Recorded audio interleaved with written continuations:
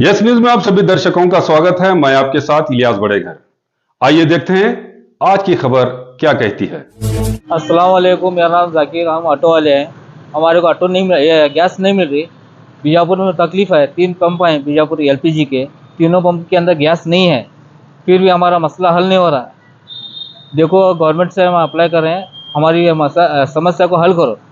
जो क्या भी है, मोदी साहब को और हमारे सिद्धरामैया को, जहाँ उनको रिक्वेस्ट, अमित शाह को, सबको रिक्वेस्ट कर को हमारा क्या भी हल करो, मसला हल करो। जो भी है परेशानी हमारे ऑटो वाले की हल करो। ये एलपीजी गैस है सर। एलपीजी कहाँ भी नहीं है सर, बीजापुर में कहाँ भी नहीं है। ये 3 से 4 दिन और सर, कहाँ भी नहीं है सर। पूरा पूरा पूरा बंद है सर पंप। ये जो ऊपर जो अटैक चला है, जंग चली है, उसके वजह से इतना प्रॉब्लम हो रहा है ऑटो वाले हमको। बस फिर ये करे, हमारे को तकलीफ डाले।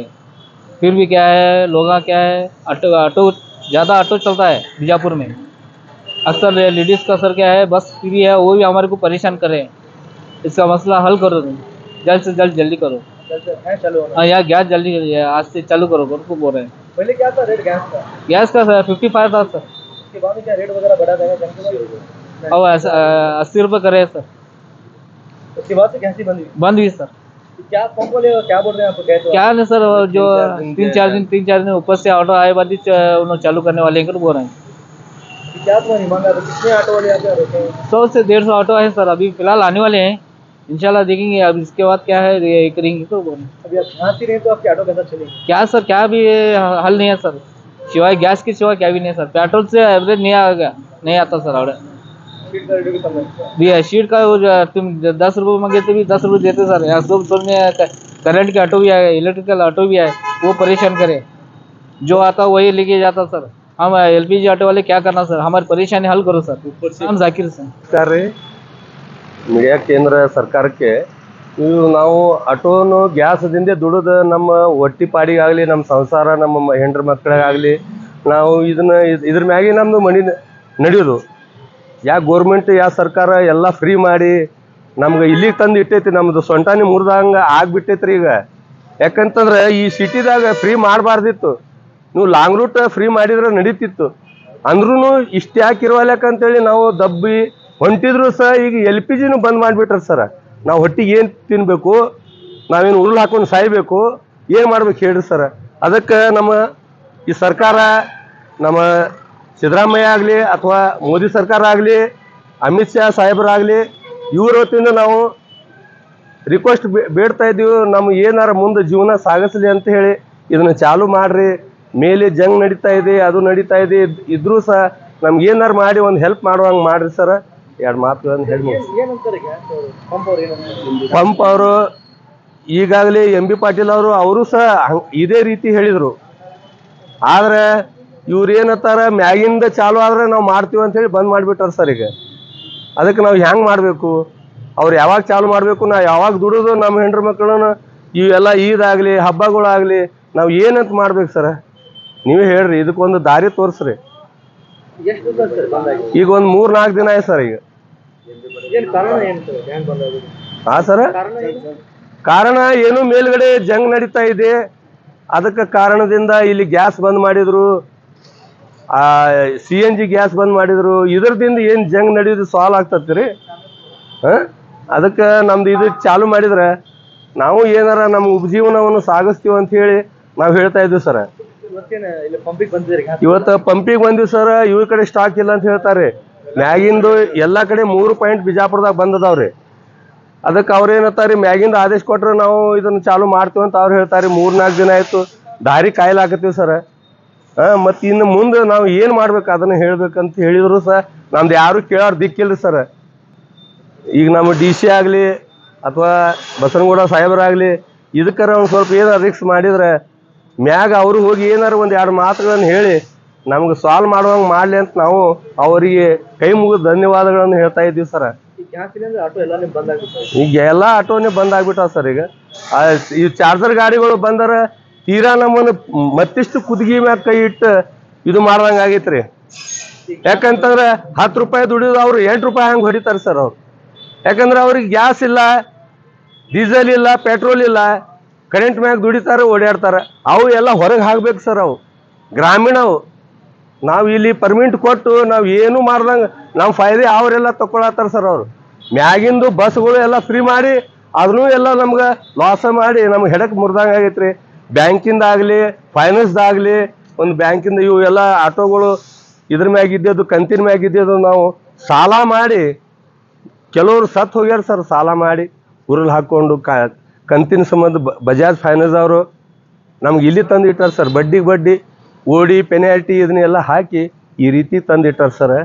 ಇದಕ್ಕೇನು ಮಾಡ್ರಿ ಸರ್. ಇದಕ್ಕೆ ಜಿಲ್ಲಾಧಿಕಾರಿಗೆ ಭೇಟಿ ಆಗ್ತೀರಿ? ಜಿಲ್ಲಾಧಿಕಾರಿಗೆ ಭೇಟಿ ಆದ್ರು ಇದನ್ನೇ ಹೇಳಾರ ಸರ್, ನೋಡೋಣ 2 ದಿವಸ. ಚಾರ್ಜಿಂಗ್ ಗಾಡಿ ಸಂಬಂಧ ಹೊರಗೆ ಹಾಕಿ ಅವ್ರು ಸರ್ ಹೊರಗೆ ಹಾಕಿದ್ರೆ ನಮ್ಮ ಜೀವನ ನಡೀತದೆ ಸರ್. ಚಾರ್ಜಿಂಗ್ ಗಾಡಿಗೆ ಪರ್ಮಿಟ್ ಇಲ್ಲ? ಪರ್ಮಿಟ್ ಇಲ್ರಿ ಸರ್. ಅದ್ರ ಸಂಬಂಧ ಜಿಲ್ಲಾಧಿಕಾರಿಗೆ ಭೇಟಿ ಆಗ್ತೀರಿ? ನಾವೆಲ್ಲ ಆಟೋದವ್ರು ಕೂಡ್ಬೇಕಾದ್ರೆ ಆಟೋದವ್ರು ತಮ್ಮ ಹೊಡಿತಾರೆ. ಭಾಳ ಆದ್ರೆ 2-3 ಆಟೋದವ್ರು ನಿಂತಾರೆ. ಏನು ಮಾಡ್ಬೇಕ್ರಿ? ಉಳ್ಕಿದವ್ರು ದುಡ್ದೇ ಅವರು ತಮ್ಮ ನಡೆಸ್ತಾರೆ. ಅವ್ರು ನಾವೇನು ಮಾಡ್ಬೇಕು ಹೇಳ್ರಿ? ನಮ್ಮ ದುಡಿ ವಯಸ್ಸ್ರಿ ಇವೆಲ್ಲ 50-60 ವರ್ಷನವ್ರು ದುಡಿಲಾತು. ನಮ್ಮ ದುಡಿಲಾರ್ದ ಮನೆ ನಡೆಯಂಗಿಲ್ರಿ. ನಮ್ಮ ಹೆಸರು ಸುರೇಶ್.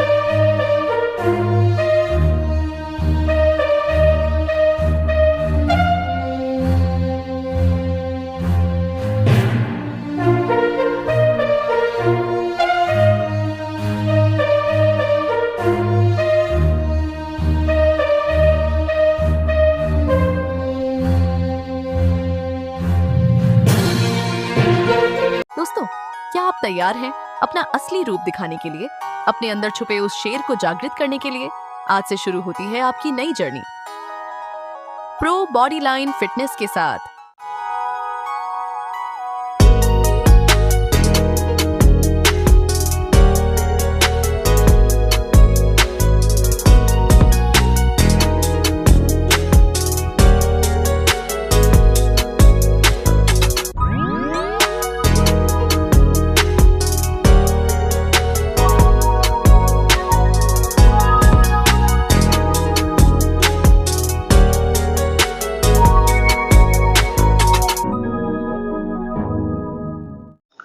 जैसा कि आप सब जानते हैं कि आप सभी का प्यार हमारे साथ कायम है। इसी तरह से हमारे इस चैनल को प्यार करते रहिए और हमारी सारी खबरों को लाइक, शेयर और सब्सक्राइब करना ना भूलिए। हमारा यही मकसद है कि आपको हर खबर जो है, जैसा है वैसा ही आपको हम दिखाते रहेंगे। ना किसी का पक्ष लेंगे, ना किसी के विरोध में जाएंगे। हमारे कदम सच के साथ।